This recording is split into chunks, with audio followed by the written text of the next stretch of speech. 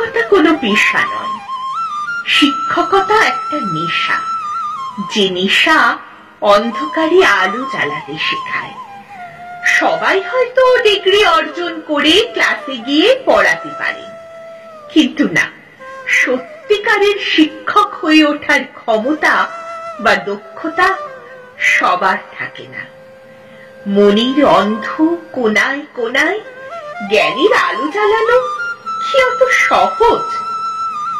মনে করুন, আপনাকে 50টা বন্ধ তালা আর 50টা চাবি দিয়ে বলা হলো প্রত্যেকটা তালা খুলতে এবং কোন চাবিটা দিয়ে কোন তালা খুললো মনে করে রাখতে। কাজটা ভীষণ বিরক্তিকর, তাই না? সব মানুষের মনস্তত্ত্ব আলাদা, তাই প্রত্যেক শিক্ষার্থীর মনস্তত্ত্বও আলাদা। এক একটি ক্লাসে থাকে 40 থেকে 50 জন শিক্ষার্থী, অনেক সময় আরো বেশি। প্রত্যেক শিক্ষার্থীর মন ছুতে, মনের বন্ধ দরজা খুলে আলো পৌঁছে দিতে শিক্ষককে খুঁজে বার করতে হয় আলাদা আলাদা চাবি। এই কাজটা তারা প্রতিদিন বেশ দক্ষতার সাথেই করেন। এরপর আছে পুঁথিগত শিক্ষা, সিলেবাস শেষ করার তাড়া, পরীক্ষা ও খাতা দেখা, রিপোর্ট কার্ড তৈরির ঝামেলা।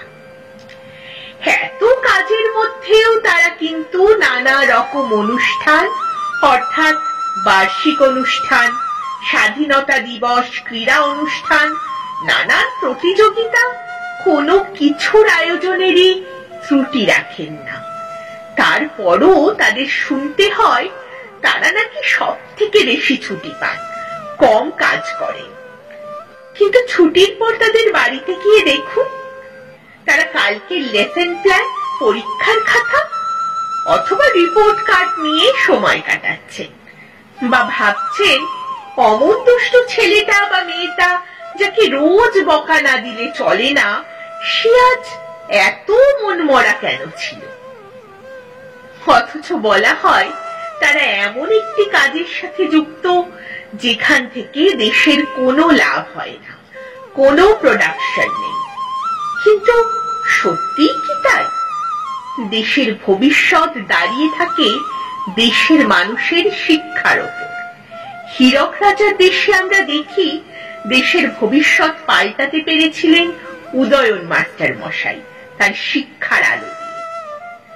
Missile man of India doctor APJ Abdul Kalam বলেছিলেন, a নেশন's progress depends upon how its people think. It takes the thought which are transformed into actions.